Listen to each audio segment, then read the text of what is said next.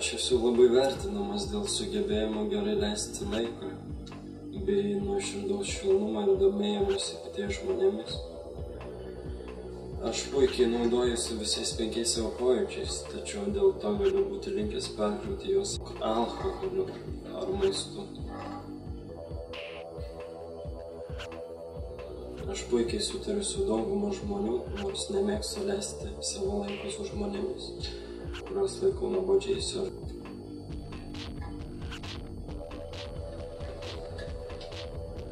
taip pat nemėgstu flegmatikų.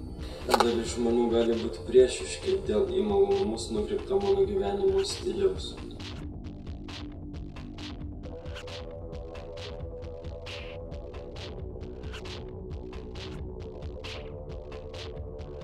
Šiaip gyvenu žmonių galimybių pasaulyje, mėgdamas žmonės ir naują patirtį. Aš pats gyvenu ir pats, jeigu aš taip negyvenčiau, aš nebūčiau nei linksmas, nei laimingas. Aš pats gyvenu čia ir dabar ir mėgdamas tai.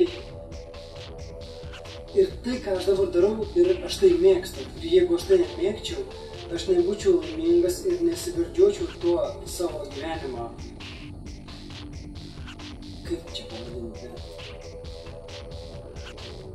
Pavadinkim tai gyvenimo judesiu. Ir pasakoju tiesą, tikrai tiesą. Nes jeigu aš pasakoju netiesą, jūs tikrai tą pajausit. Man dabar Edgaras įkišo į rankas tekstą ir aš turiu jį skaityti. Tai va. Ta prasme, kai nenusprendi dėl kažko ir tu pasiimi 3 degtukus ir vieną pusę nulauži, kurį tik ištraukti. Ar jūs norite nespręsite?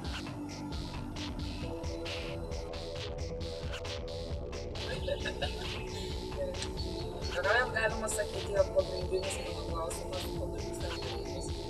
Aš mėgstu kitų žmonių kompaniją, pramogas, istorijas ir paprasčiausia linksminimąsi.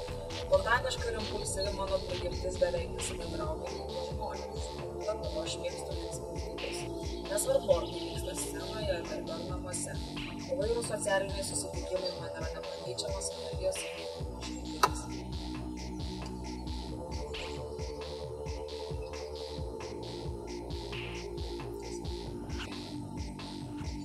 Aš manau, kad aš tiek išorę, tiek savo dvasinį pasaulį esu labai gražus žmogus.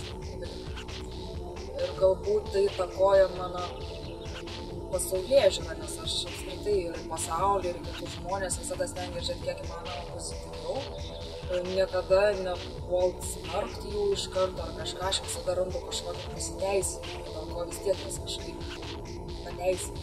Poelgius, ar jų išvaizdą, jų charakterį, ar dar kažką. Labai daug pacifizmo ir tokio tolerantiškumo begalinio praktiškai. Labai norėčiau nuvažiuoti į New Yorką kada nors gyvenime. Vien dėl to, kad tai labai didelis miestas. Ir ne tik dėl to, kad apskritai labai daug laisvės, kūrybos, atmosferos, tam tikros niujorkiškas.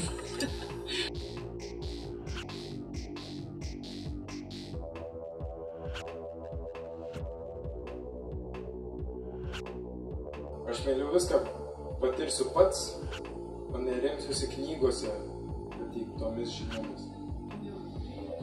Aš taip pat nemėgstu teorinio mąstymo. Iš tikrųjų nemėgstu. Aš turiu itin gerai išlavintą estetikos ir erdvės pojūtį. Be to tai lemia kitų gerų dalykų vertinimą, pavyzdžiui, kaip gero vyno ir maisto vertinimą.